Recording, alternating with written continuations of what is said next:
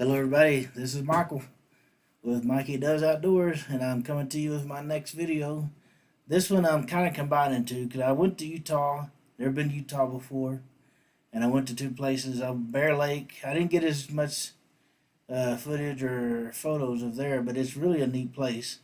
And then I went on down to Vernal, Utah, and I went out to the Dinosaur National Monument, and I went to the National Heritage Museum there, and it's all neat stuff. And I kind of combined them here, and I hope you enjoy it.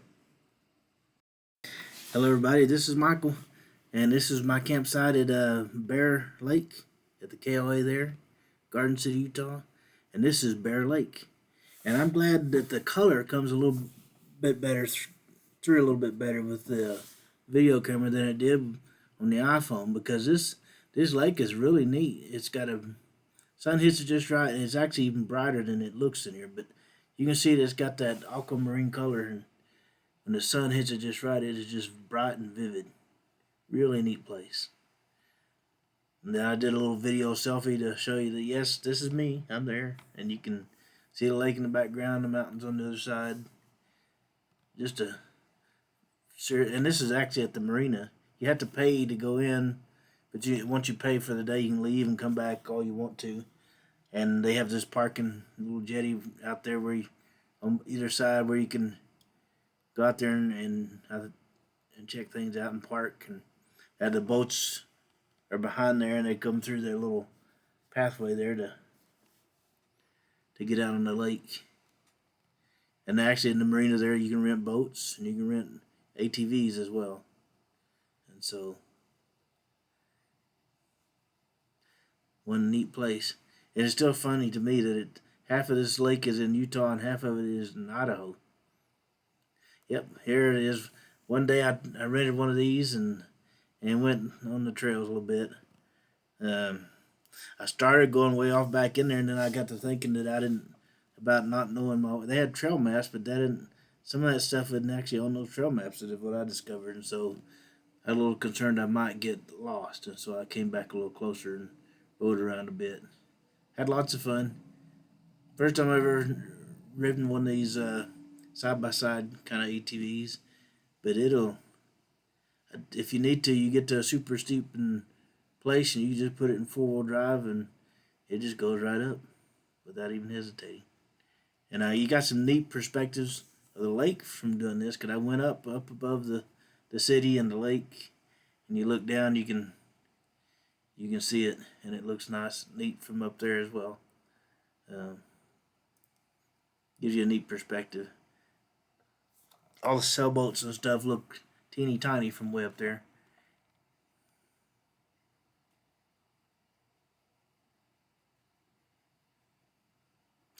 And you can't tell it in this video, but that particular spot right there was super steep, and that little ATV didn't have it, and it was any problem at all. And this was a Can-Am I was in. And this was, here's one of the views from the lake. See how blue that is? That's just and see how tiny the boats look from way up here. And that's a big marina, and those are sailboats. Some of them are speedboats, but it is kind of funny how they just stay in this one area. But maybe if you rent one, you have to. I don't know, but there's a lot of the lake that was missing any activity. But you saw the marina there with all the boats are. And that's not the only marina around. There's several other places that have the boats for rent and the ATVs and stuff. And the ATVs are street legal. You can ride them right down streets in town. Just some more of the scenery, the lake and the mountains. Again, from up at the top, that was probably with the iPhone. But it's pretty neat. And then I went up, traveled up the Scenic Byway. I forget the highway number, but they had this rest stop at the top. It has actually a mountain pass you're going over, but they had some neat information. Those fish are endangered species that live at the lake. And here's another look at me at the lake, because here's I also went down there, and these little rocky kind of beachy areas are all around the lake. People stop there and have lots of fun. If you go to the marina, they have a real sandy beach one there. Yeah, this is my campsite. at Vernal, Utah. This is where they have Dinosaur Land. And this is at the Dinosaur National Monument. I went there and had a good, and this is all around the scenery around there. This is at the Green River. And it's fascinating to see the way the formation of the rocks and the land and the hills and stuff. I know the paleontologists have all their explanations, but I don't know. I guess we may never know for 100% for sure, but it just still fascinates me to go and see it and hear what they have to say. You know, I like to hear what they say. Back here at the Dinosaur National Monument, I'm gonna do some hiking and checking some additional things out. I got too warm to go doing too much hiking yesterday, so I'm gonna go while it's early and see if I can see a few things I can show you. And this was the next day. I decided to wait and get up early to go do this little hike. It's a little 1.5 mile hike, but you go uphill quite a ways, and I'm still out of shape. I'm working on it though. I'm going to start a new channel about it, but thought I'd take it early in the morning before it gets hot.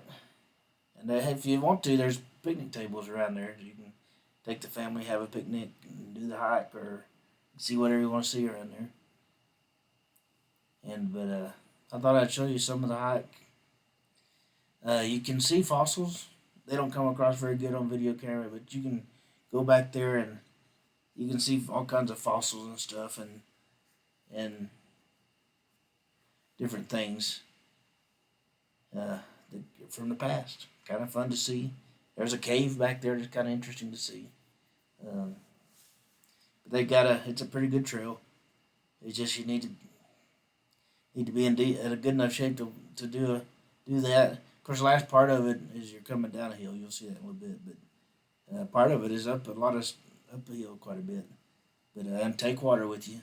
You know, you always need water. I took 2 bottles of water with me, and I drank the whole one of them and part of the second one. So always stay hydrated. But you can see this is part of the trail.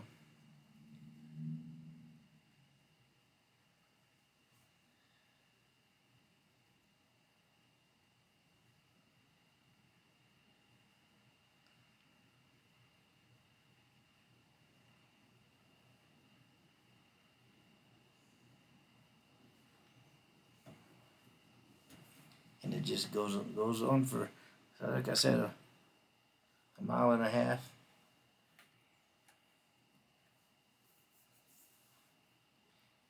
And you can look around. There's some neat scenery when you stop and look around a little bit. You see lots of footprints where some people go and trucking through there in the middle of the day, but in August there it's hot. It was in the 90s every day there, and people were.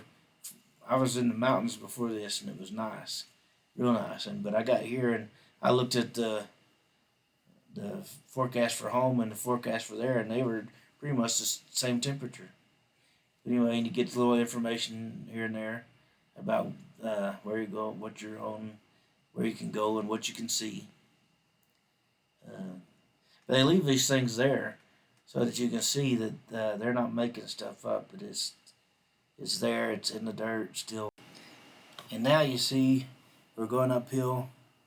Some more neat formations of the rocks and stuff. And a lot of times it's in between the layers where they find some of the plant fossils and stuff.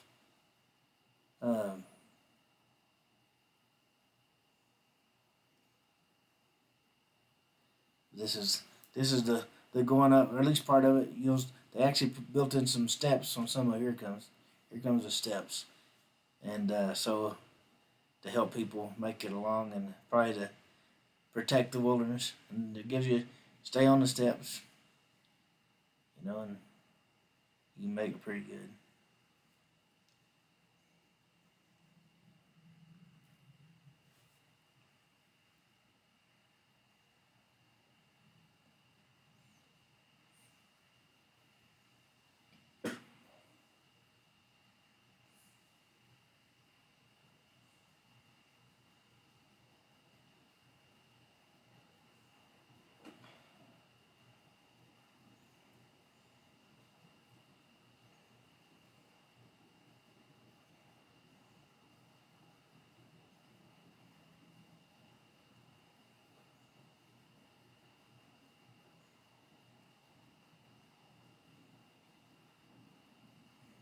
and it's fun to see how blue that sky looks against all of that. It's just brilliant, especially early in the morning. You know,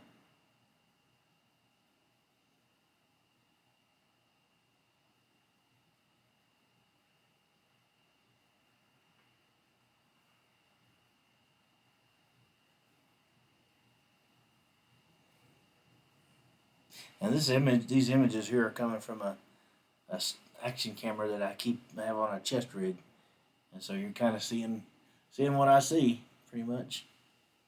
It's a nice wide field of view and let you see quite a bit of what I'm seeing.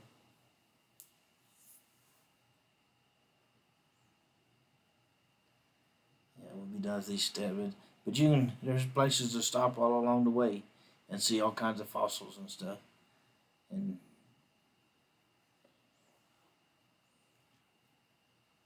take pictures and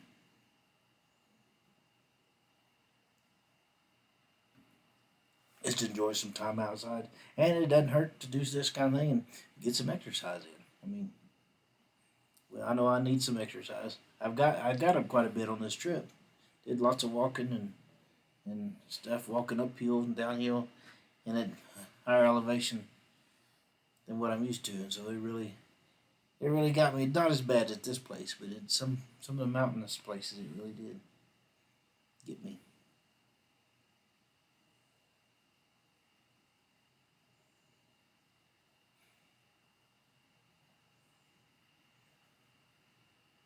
See, and this part is actually heading back up to the to that top. We'll meet up with a road here in a minute, and the tram. There's actually a tram or a shuttle or whatever you want to call it that takes you from the visitor center up to the quarry, which you'll see some stuff from the quarry here in a little bit. But a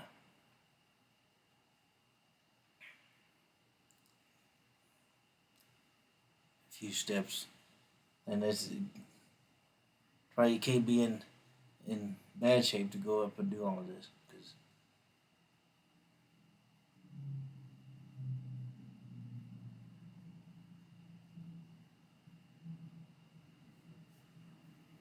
because you may not make it, and then they might have to have people come get you. But here you are up to the road. If you went left, you go right to the quarry.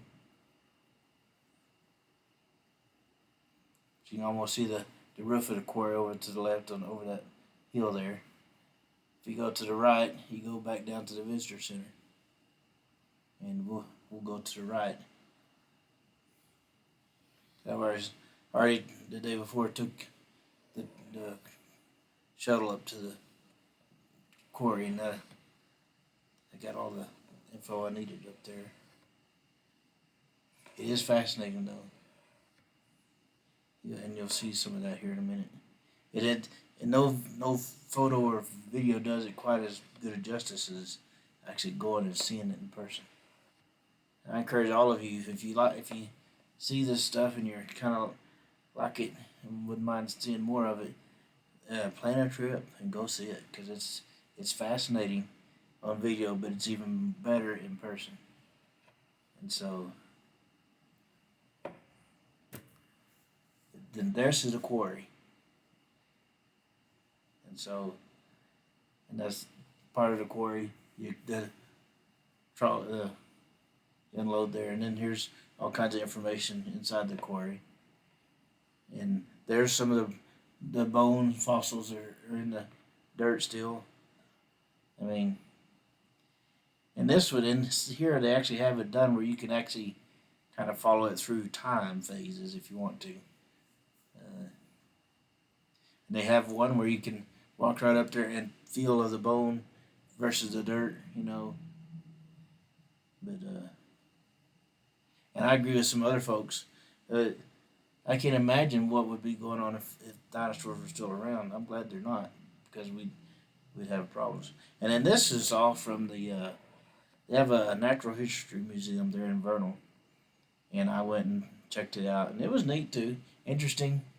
Uh, yeah, a lot of the stuff that comes out of the mountains right around there, when the digs gets put right here in this Natural History Museum.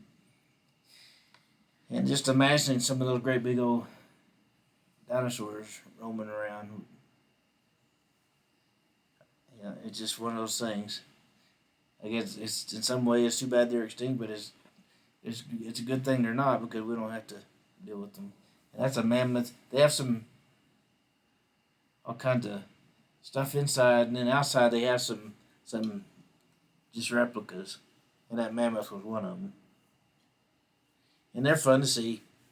I assume they're life size.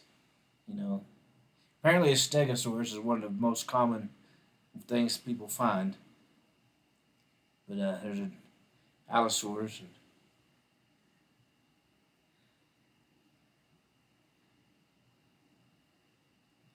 But it does fascinate me to see all this stuff. Hey everybody, this is Michael. I hope you enjoyed what you saw, and I hope it makes you kind of want to go see some of it for yourself. And if you liked it, please subscribe to my YouTube channel and hit like and just come back for more. Thank you, and comment if you want to. Thank you.